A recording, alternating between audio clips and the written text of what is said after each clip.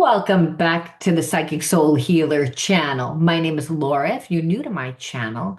And on this channel, I like to educate along with doing oracle spreads because I do shadow healing readings. And so a lot of times it's not about what your person did do, what they're going to do. Yes, we go over that, but it's more about looking at the spiritual blocks, the shadows, and seeing how they play out as karmic themes to help you understand why you're attracting that person into your life and what you could do to change the energy. So I always like to do a different topic.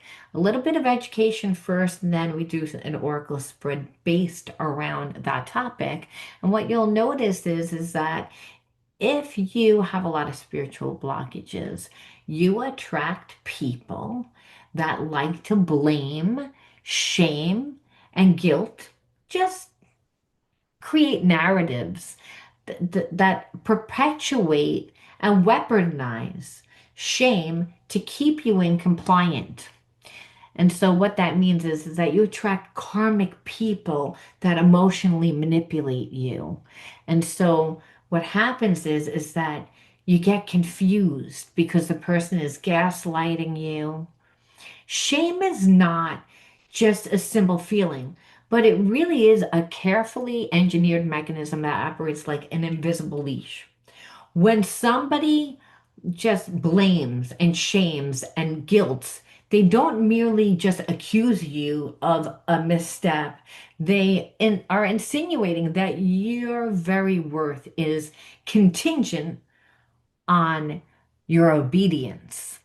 So, in most abusive narratives and the dynamic just in general, whether it's a relationship or a workplace or families or social circles, this triad of manipulation becomes a tool to regulate behavior, silence the person, and really like create like a power struggle. Now, the cruel irony is that shame often masquerades as concern, care, or accountability, yet its true function is all about control. Blame is the first thread in this, you know, tapestry. It darts through conversations as though to expose a fault in your character rather than a specific action. So you hear, for an example, that you're always messing things up, or that you never listen, or that you are just irresponsible. The accusation is sweeping, it's not precise, it's designed to collapse your sense of self into a single negative judgment. When blame is ubiquitous, it erodes confidence. You begin to view yourself through the lens of the evaluators. You begin to, constantly start like questioning yourself, not trusting yourself, always putting yourself under scrutiny. Blame makes you defensive. And when you're defensive, you're less capable of seeing the actual dynamic at work. This is how they gaslight and manipulate. The perpetuator can then retreat behind the veil of being the one who tells the truth, while the emotional burden lands squarely on you. Shaming deepens the injury. It's not just like a crochet, right? Of behavior, it's a verdict about your entire identity. Shaming leverages your social and internalizes the norm to declare, in effect, that you are defective, unworthy, not good enough, or shameful for existing as you are. The shame narrative often travels with insinuations that you are responsible for another person's feelings, that you owe someone unending appeasement, or that you are inherently flawed and beyond repair. So when you're in a relationship with somebody, they will again make you feel as if you are responsible for their feelings. Now, when shame takes the form of public humiliation, well, it becomes a tactic to signal. If you step out of line, you will pay the price. The price may be emotional withdrawal, isolation from support networks, or the withdrawal from money or opportunities, and even affection. The fear of the price is a powerful motivator for compliance. Guilt. Guilt is another one. Guilt, though sometimes mistaken for shame, serves as a similar role in the framework, but it operates more like a moral ledger. Guilt asks you to account for the specific effects of your actions on others. The problem arises when guilt is weaponized to blur the line between accountability and self-judgment. Now, in healthy dynamics, guilt can guide, repair, and boundary set. In manipulative dynamics, however, guilt becomes a weapon that makes you compensate excessively, apologize profusely for requiring boundaries, or withdraw from your own needs so as not to provoke further like problems, really. When guilt is weaponized, the line between genuine accountability and cohesive submission dissolves. And your capability to discern what you truly owe versus what you're being forced to carry just becomes like muddled. The lines are so blurred you can't tell the difference. Together, these mechanisms just form a cycle that perpetuates compliance. The cycle looks like this.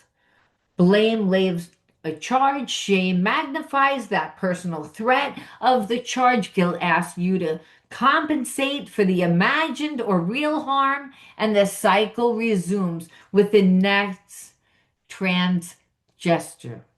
The cycle functioned both as a personal internalization, where your inner voice adopts to the punitive tone of the abusers, not your own. You completely abandon your own. And as a social dynamic in which your response then are shaped by the potent social cost of defying the perpetuator. The background music is fear. That's what it is.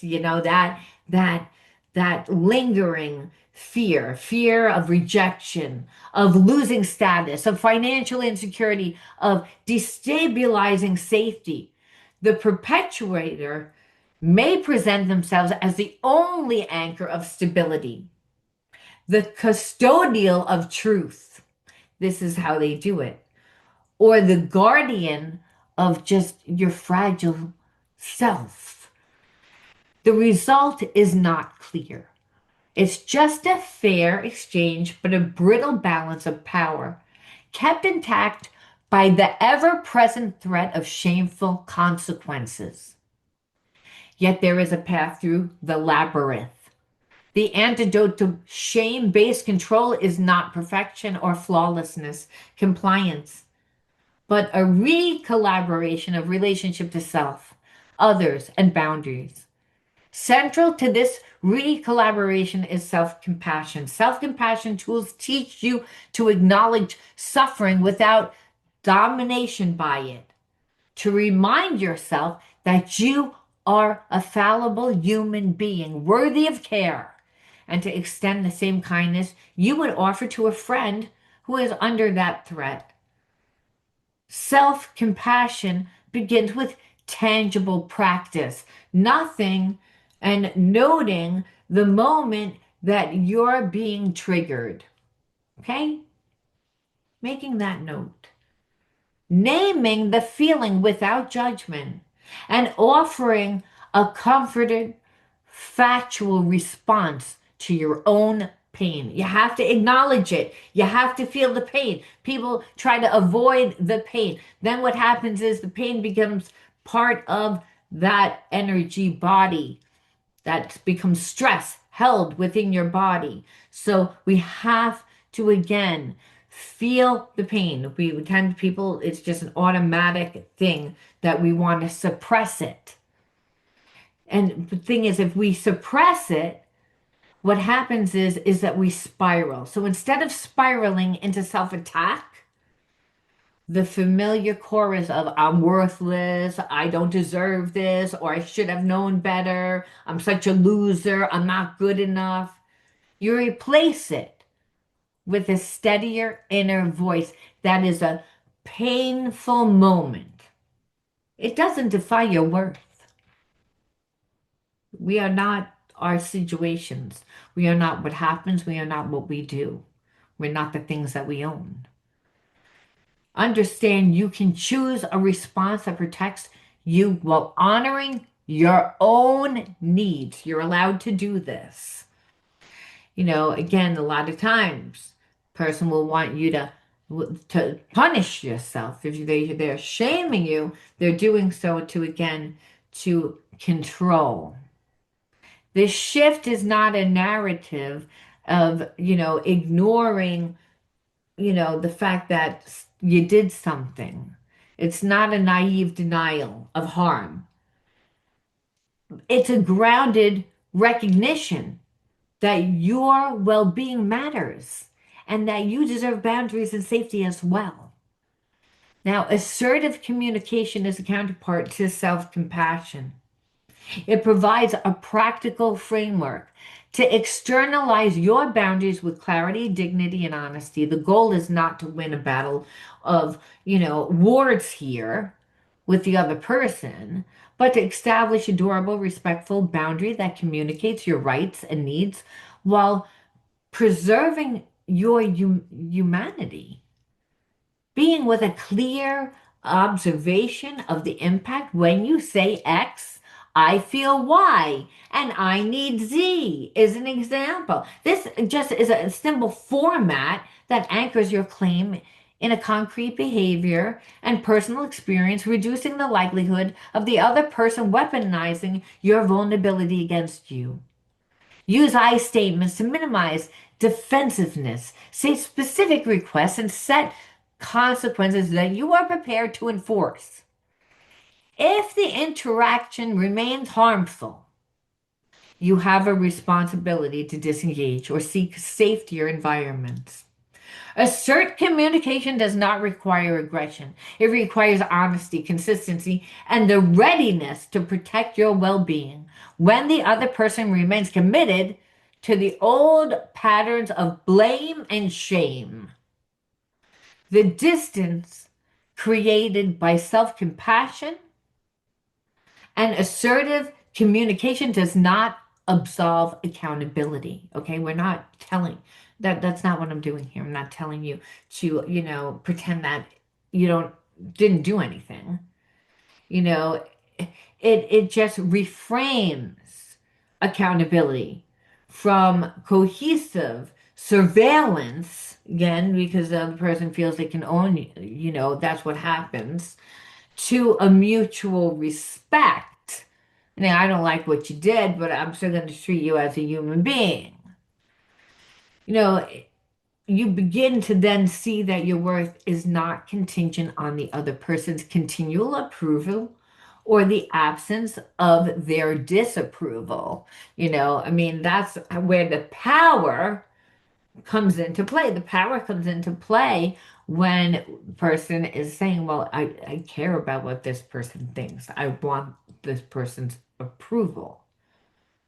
You learn to distinguish between legitimate feedback that helps you grow and manipulative tactics that aim to destabilize you. Over time, you cultivate a sense of agency that is not dependent on external validation.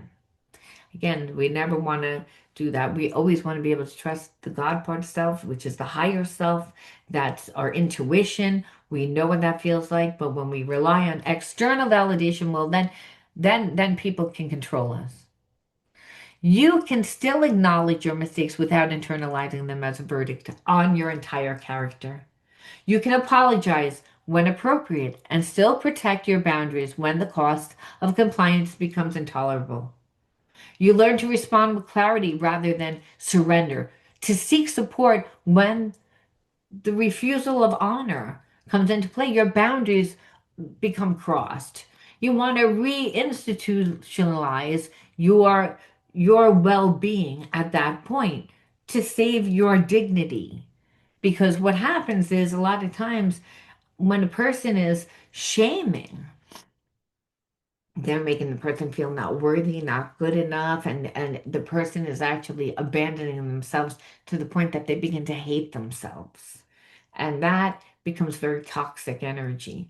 Because when a person doesn't like who they are and they hate themselves, that's where addiction comes into play. Because it doesn't feel good to be stuck in an energy of shame, because of something that you've done. We've all experienced shame.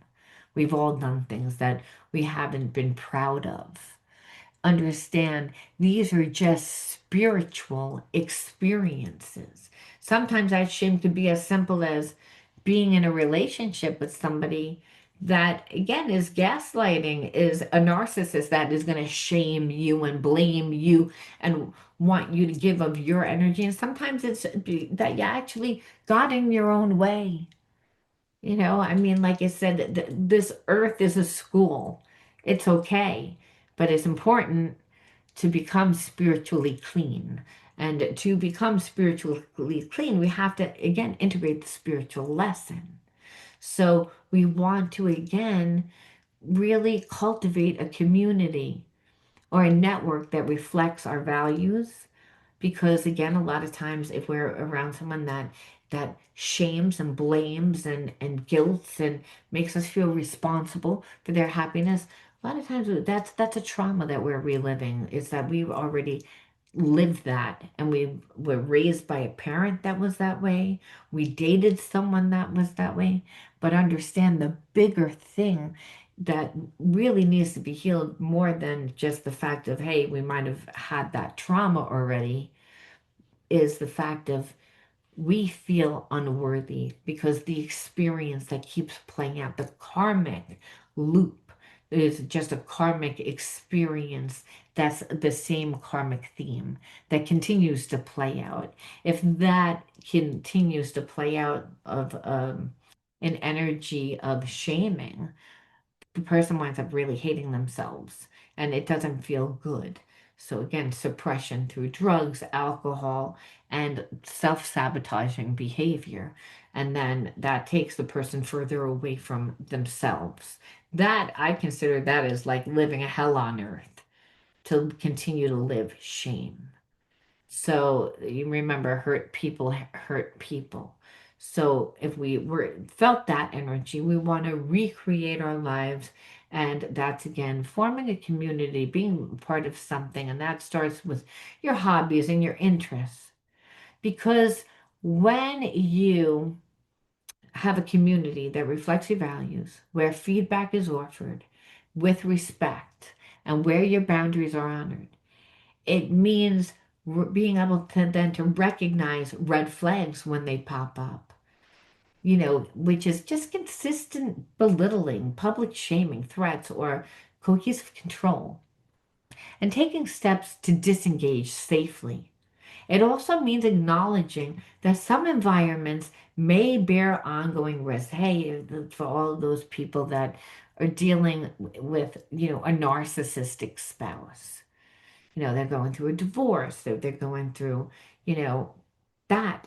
This is, I mean, you have to learn how to deal with the person. Otherwise, we tend to shrink ourselves. We begin to, again, abandon ourselves to make that person feel more comfortable, to keep the peace. And understand when we do that, it again, we're then throwing ourselves out of alignment.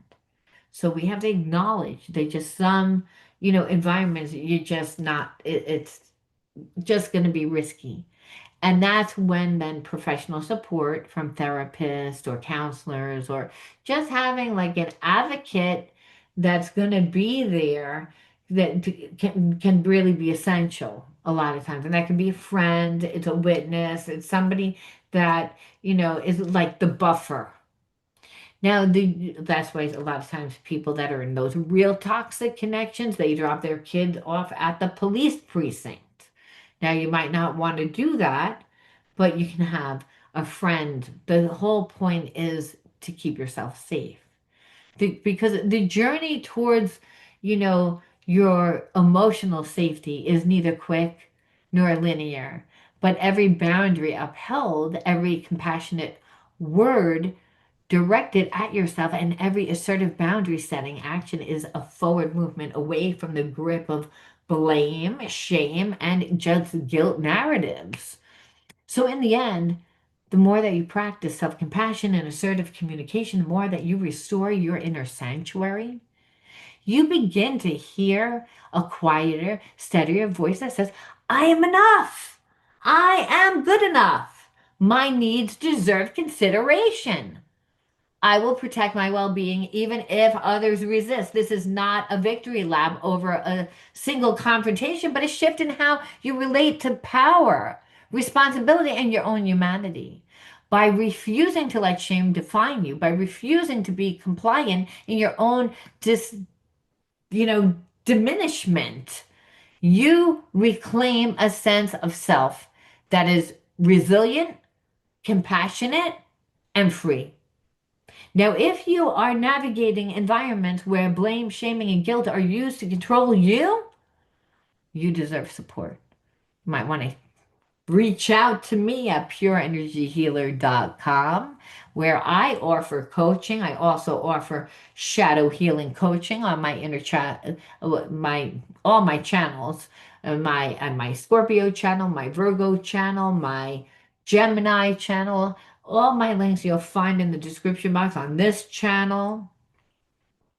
I do it privately on a one-to-one. I also do group coaching for $7.99 a month. You get inner child healing, shadow healing, reparenting, all the healing modalities to help you heal the effects of trauma. Why? Because when we heal the effects of trauma, we can make our life become exactly what we want it to be. We can manifest a life and the life experiences that we want to have. That's why. So again, learning that you again want to find that support if you need it. You want to consider out, consider reaching out, like it's important to, to understand that you need to really restructurize your boundaries and like really look at the experiences that you've gone through in order to like fully heal. Your path towards healing and assertive living is legitimate, and that you do, you don't have to do it alone. You can do it in a very safe environment. And what I find is a lot of times people start off doing, that group coaching and they wind up wanting to do, more coaching and different types of coaching. A lot of times it leads them into finding their own path. So understand we can look at the experiences that have created trauma and stay stuck in that traumatized perception, or we can actually integrate the spiritual lesson and then transmute that negative energy. And that just means embody a whole other consciousness. But understand it was birthed from the pain. We're all alchemists of our own life. Now let's do the oracle questions. Let's see what they are. How does the cycle of blame, shame, and guilt manifest in your current relationship? We want to know that. We want to know how does it do that? And so let's see again right here. I see a little bit of jealousy was on top here, but let's take a peek. That might mean something, but when I just look down and there it is like, is it a coincidence? I don't believe in coincidences. All right, let's see again. How does it play out in your current? So disrespect. Really, when you're with a person and they're not listening to you, right? It's again what you're saying is you don't listen to me, you don't care, you know, um,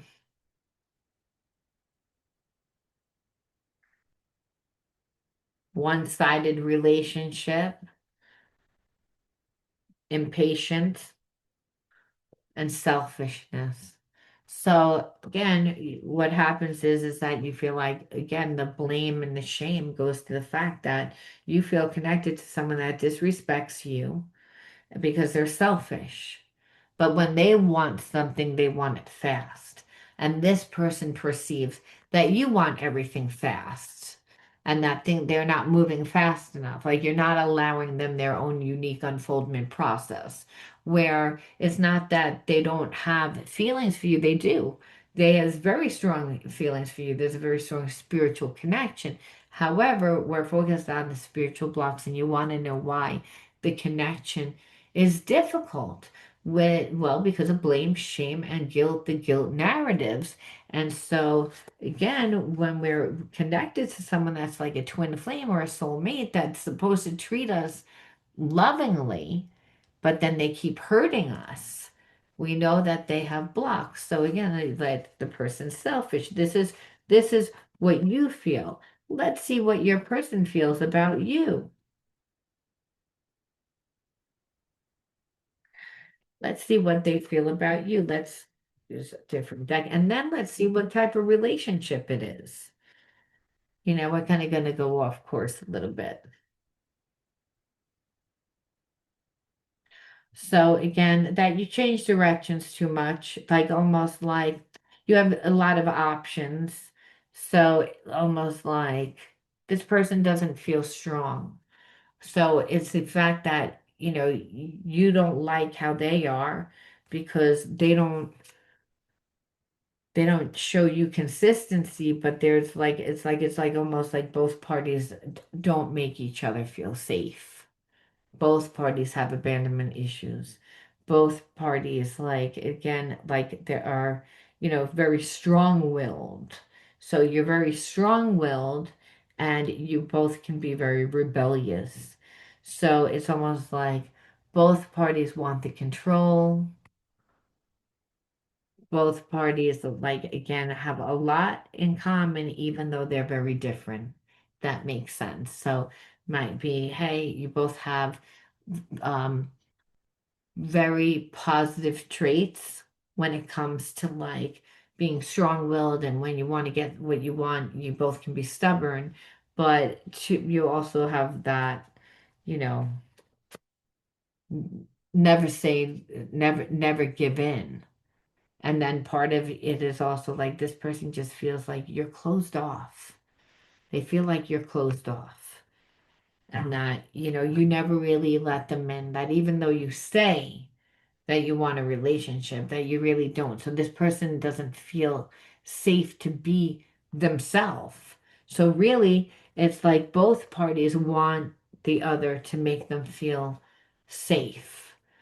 Now, in what moment do you feel the most vulnerable to shaming, and what internal and external voices contribute to that vulnerability? You want to ask yourself. And so again, let's see.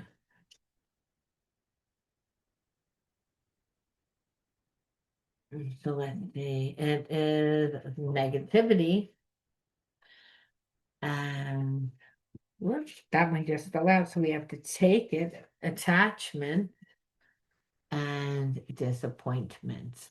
Okay, so in what moments that you feel most vulnerable is again when you're disappointed. It's like, and that the person isn't really as open. I feel like this person is not an emotionally intelligent person.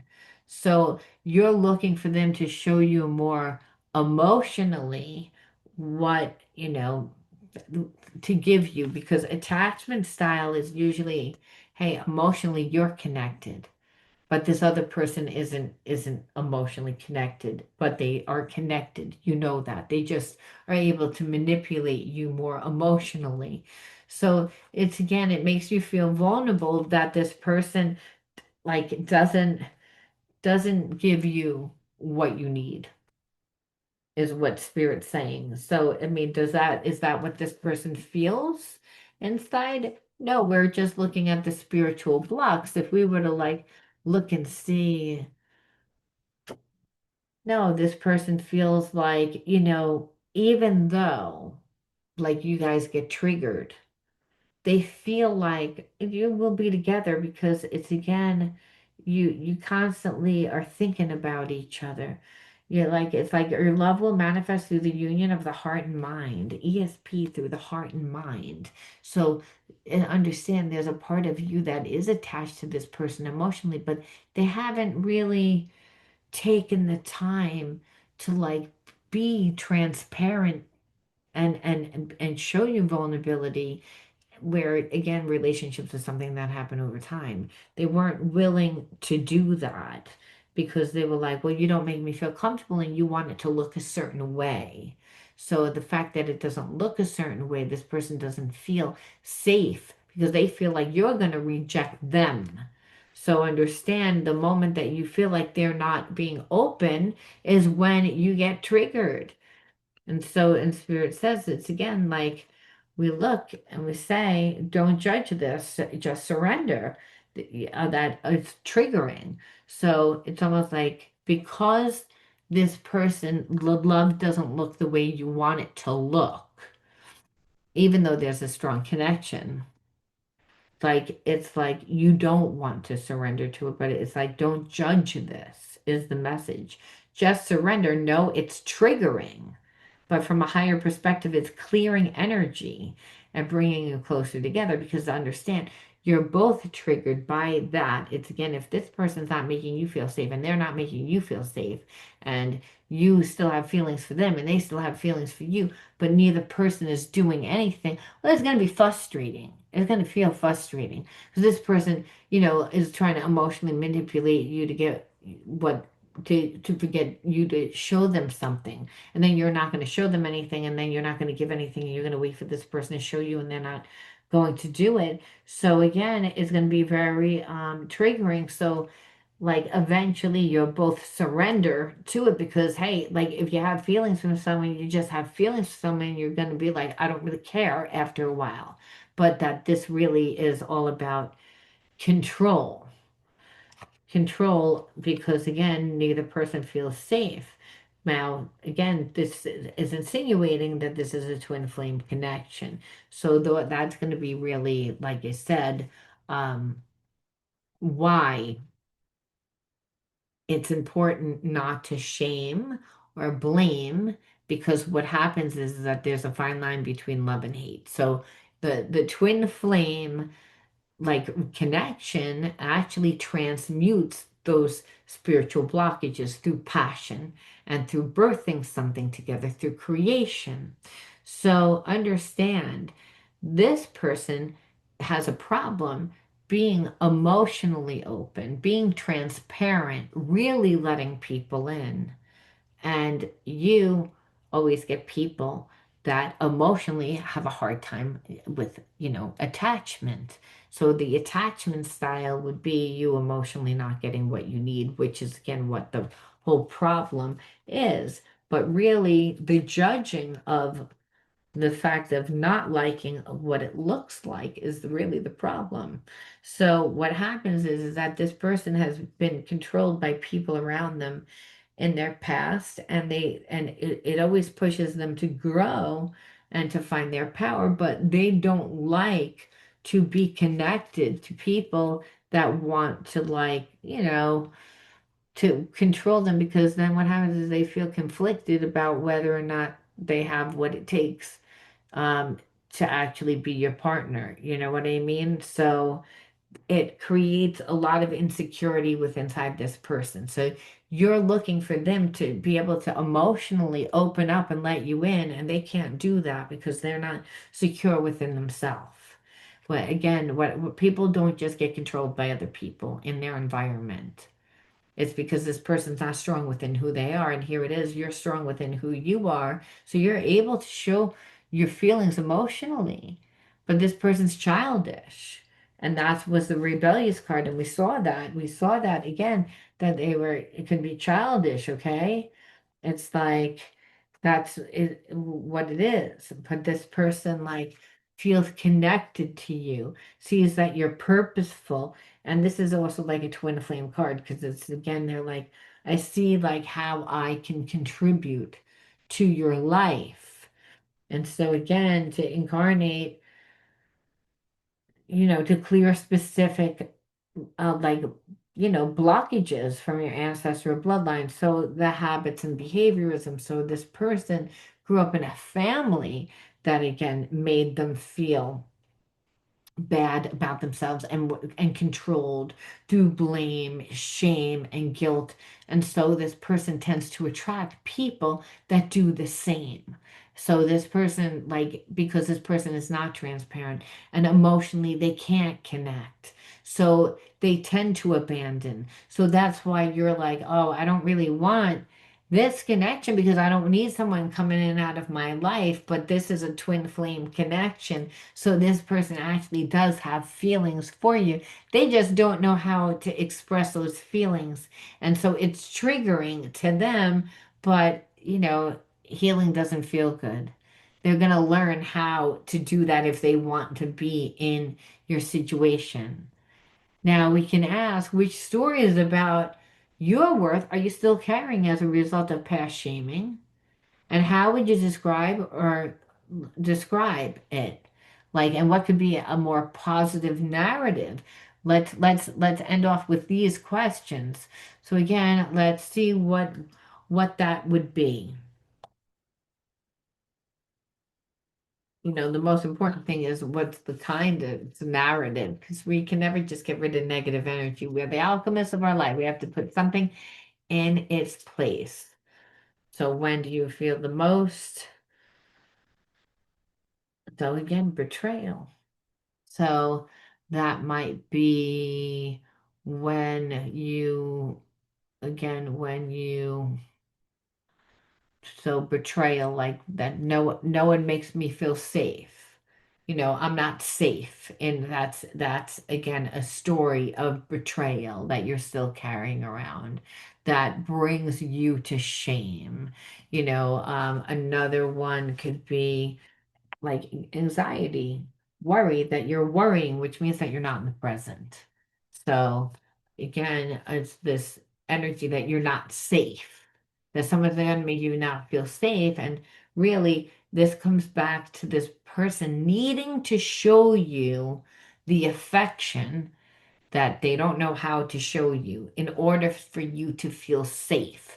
Because what it does is it triggers anxiety of that the person's going to betray you. You don't feel safe. And that's because, again, relationships happen over time. The irony is that this person actually does have those feelings. Now, let's be fair, and we're going to put these cards back, and we're going to ask the same questions, you know, for this person. We want to know, like, what is that energy like that they're still holding on to?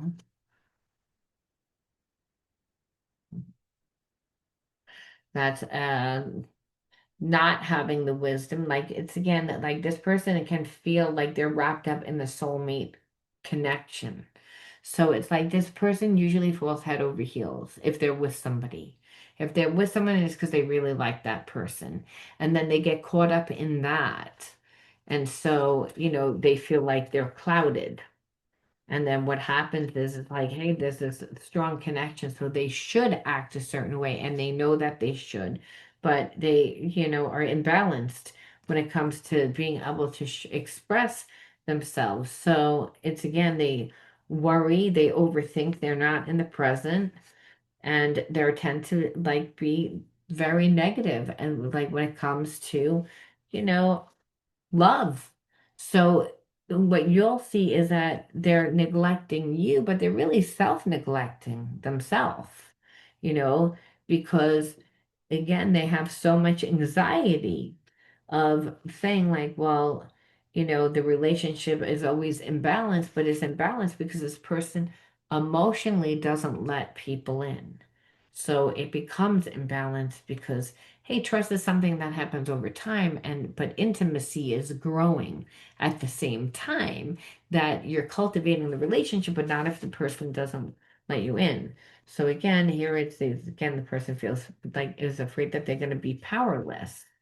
And so It's almost like they get into a relationship with somebody, they're not capable of expressing their feelings or really being transparent because they were raised by somebody that, again, didn't allow them to express themselves. Again, the family patterns are tends to be people pleasing, or attachment style is people pleasing and being needy, feeling like one's flawed, you know, like that's why this person, like on an emotional level, they tend to not connect. But then what happens is they wind up in relationships where it feels like a soulmate relationship because there's attraction.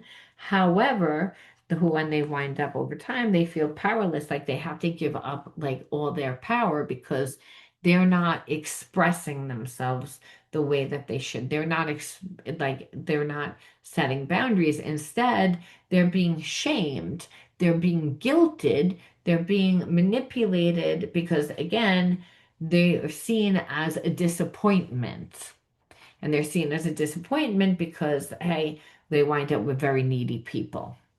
And then this person that hasn't filled themselves, they haven't created themselves enough. So they just stay in a perpetuated, like, kind of negative karmic loop of attracting people that are needy and that are just never going to be satisfied. That seem like, again, a soulmate, but they tend to be karmic mates. So even though here it is, they come along, it's like this person like is like recognizes that you're a soulmate, but it's like I don't trust myself. So now they're overthinking.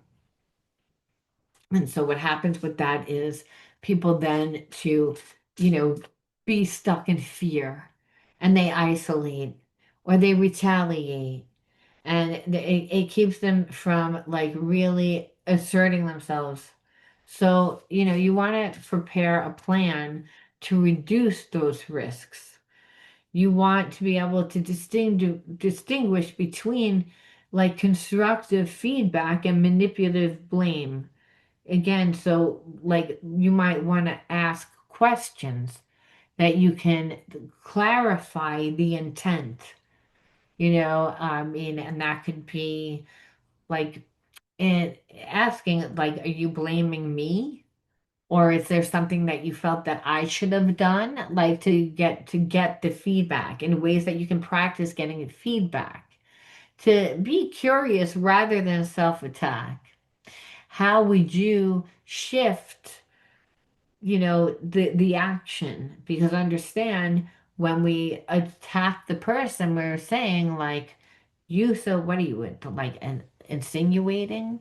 You can say again something like, are you saying that I should have done something? Or like, what would you have suggested that I have done? Like if you're blaming me, because the person then a lot of times will say, no, no, I'm not blaming you. That was a difficult situation. Sometimes it's our own guilt. Sometimes we're like, are you guilty? We're looking for that because we feel bad. When really it's just constructive criticism. In the end, the struggle against blame, shame, and guilt is not a denial of responsibility, but just reclaiming of like one's humanity. You know, it is the practice of meeting your imperfections with tenderness while standing firm in your right to boundaries, safety, and respect. Remember that. By cultivating self-compassion and embracing assertive communication, you really begin to like dismantle the levels of control that others rely on and build a life where your worth is not up for negotiation. You want to be able to, like I said, take back your life. And, people will have you negotiate your own worth if you allow them. Know that you deserve to be seen for who you are, to be treated with dignity, and to move through the world with, a voice that is honest and true and really just strong and unshakable in yourself.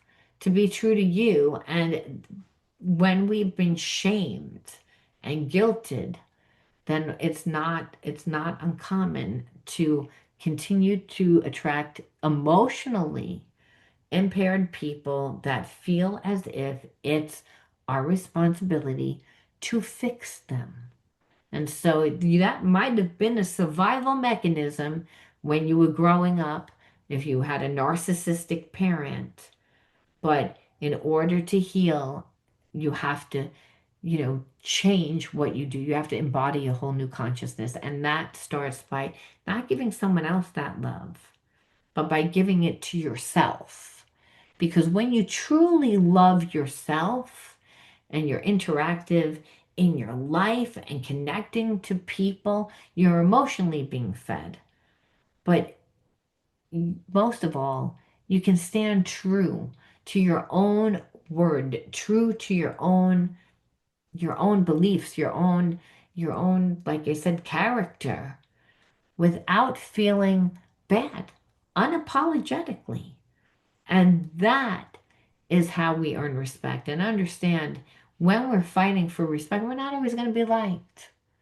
But it doesn't matter, because the right people will like us, and not ones that make us feel as emotionally that we are responsible to fix.